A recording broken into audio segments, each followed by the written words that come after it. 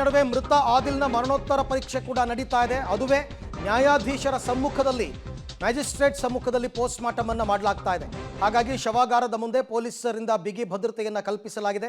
ಈತ ಮೃತಪಟ್ಟ ಅನ್ನೋ ಕಾರಣಕ್ಕೆ ನಡೆದಂತಹ ಗಲಾಟೆ. ಈ ಆದಿಲ್ ಅನ್ನೋ ವ್ಯಕ್ತಿ ಈ ಮಟ್ಕಾ ದಂಧೆಯನ್ನು ನಡೆಸ್ತಾ ಇದ್ದ ಅಂತ ಈತನನ್ನು ಕರ್ಕೊಂಡು ಬಂದಿದ್ರು ಪೊಲೀಸ್ ಸ್ಟೇಷನ್ಗೆ. ಆತನಿಗೇನೋ ಲೋ BP ಆಗಿಬಿಟ್ಟು ಆತ ಮೃತಪಟ್ಟಿದ್ದಾನೆ ಅನ್ನೋದು police version. Very important PM report ಏನು ಬರುತ್ತೆ ಅಂತ, ಪೋಸ್ಟ್ ಮಾರ್ಟಮ್ ರಿಪೋರ್ಟಲ್ಲಿ ಆತನ ಸಾವು ಯಾಕಾಯಿತು ಅಂತ ಬರುತ್ತೆ. ಈ ಎಲ್ಲ ವಿಚಾರಕ್ಕೆ ಸಂಬಂಧಪಟ್ಟಂತೆ ಮತ್ತಷ್ಟು ಮಾಹಿತಿ ನನ್ನ ಕೊಲೀಗ್ ದಾವಣಗೆರೆಯಿಂದ ಪುನೀತ್ ಜಾಯ್ನ್ ಆಗ್ತಾ ಇದ್ದಾರೆ. ಪುನೀತ್, ಇಲ್ಲಿ ತನಕ ಏನೇನು ಅಪ್ಡೇಟ್ಸ್ ಆಗಿದೆ ಇವತ್ತು ಈ ಪ್ರಕರಣದಲ್ಲಿ? ಖಂಡಿತವಾಗ್ಲೂ ಅರವಿಂದ್, ಚನ್ನಗಿರಿ ಪೊಲೀಸ್ ಠಾಣೆ ಮೇಲೆ ಕಲ್ಲು ತೂರಾಟ ಪ್ರಕರಣಕ್ಕೆ ಸಂಬಂಧಿಸಿದಂತೆ ಈಗಾಗಲೇ ಆದಿಲ್ನ ಮರಣೋತ್ತರ ಪರೀಕ್ಷೆ ಕೂಡ ದಾವಣಗೆರೆ ಜಿಲ್ಲಾಸ್ಪತ್ರೆಯಲ್ಲಿ ನಡೀತಾ ಇರುವಂಥದ್ದು. ಪ್ರಮುಖವಾಗಿ ಚನ್ನಗಿರಿ ಪೊಲೀಸ್ ಠಾಣೆಯಲ್ಲಿ 4 ಪ್ರಕರಣಗಳು ಕೂಡ ಈಗಾಗಲೇ ದಾಖಲಾಗಿರುವಂಥದ್ದು. ಒಂದು, ಆದಿಲ್ನ ತಂದೆ ಒಂದು ಕೇಸನ್ನು ಕೊಟ್ಟಿದ್ದಾರೆ. ನನ್ನ ಮಗನ ಸಾವು ಸಹಜ ಸಾವಲ್ಲ, ಪೊಲೀಸರು ಹೊಡೆದು ಆತನನ್ನು ಸಾಯಿಸಿದ್ದಾರೆ, ಇದ್ರ ಬಗ್ಗೆ ತನಿಖೆ ನಡೆಸಿ ಅನ್ನುವಂತಹ ಒಂದು ದೂರನ್ನು ಕೊಟ್ಟರೆ, ಇನ್ನು 3 ಕಂಪ್ಲೇಂಟ್ ಏನಿದ್ದಾವೆ, ಹಲ್ಲೆಗೊಳಗಾದಂತಹ ಪೊಲೀಸ್ ಸಿಬ್ಬಂದಿಯವರು ಒಂದು ಕಂಪ್ಲೇಂಟ್ ಕೊಟ್ಟಿರುವಂಥದ್ದು. ಪ್ರಮುಖವಾಗಿ ನಿನ್ನೆ ಸಂಜೆ ಆತನನ್ನು ಆದಿಲ್ ಮಟ್ಕಾ ದಂಧೆ ನಡೆಸ್ತಾ ಇದ್ದ ಸಂದರ್ಭದಲ್ಲಿ ಪೊಲೀಸರು ಆತನನ್ನು ವಶಕ್ಕೆ ಪಡೆದಿರ್ತಾರೆ.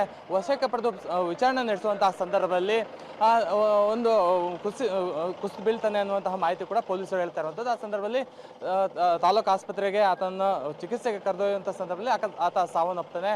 ಆದರೆ ಕುಟುಂಬಸ್ಥರು ಹೇಳ್ತಾ ಇರುವಂಥದ್ದು, ಪೊಲೀಸರು ಹೊಡೆದು ನನ್ನ ಗಂಡನ ಸಾಯಿಸಿದ್ದಾರೆ ಅನ್ನುವಂತಹ ಪತ್ನಿ ಆಗಿರ್ಬೋದು, ಮತ್ತು ಆತರ ಸಂಬಂಧಿಕರು ಮತ್ತು ಕುಟುಂಬಸ್ಥರು ಕೂಡ ಹೇಳ್ತಾ ಇರುವಂಥದ್ದು. ಈಗ ಪ್ರಮುಖವಾಗಿ ಈ ಪ್ರಕರಣವನ್ನು ಸೂಕ್ಷ್ಮವಾಗಿ ಪರಿಗಣಿಸಿದಂತಹ SP ಅವರು ಒಂದು ಜಡ್ಜ್ ನೇತೃತ್ವದಲ್ಲಿ ಒಂದು ಮರಣೋತ್ತರ ಪರೀಕ್ಷೆಯನ್ನು ನಡೆಸ್ತಾ ಇದ್ದಾರೆ. ಮರಣೋತ್ತರ ಪರೀಕ್ಷೆಯಲ್ಲಿ ಒಂದು ವರದಿ ಬಂದ ನಂತರದಲ್ಲಿ ಗೊತ್ತಾಗುತ್ತೆ ಇದು ಹಲ್ಲೆಯಿಂದ ನಡೆದಿದೆಯೋ ಇಲ್ಲ ಲೋ BP ಆಗಿ ಆತ ಸಾವನ್ನಪ್ಪಿದನೋ ಅನ್ನುವಂಥದ್ದು ಪ್ರಮುಖವಾಗಿ ತಿಳಿದು ಬರುತ್ತೆ.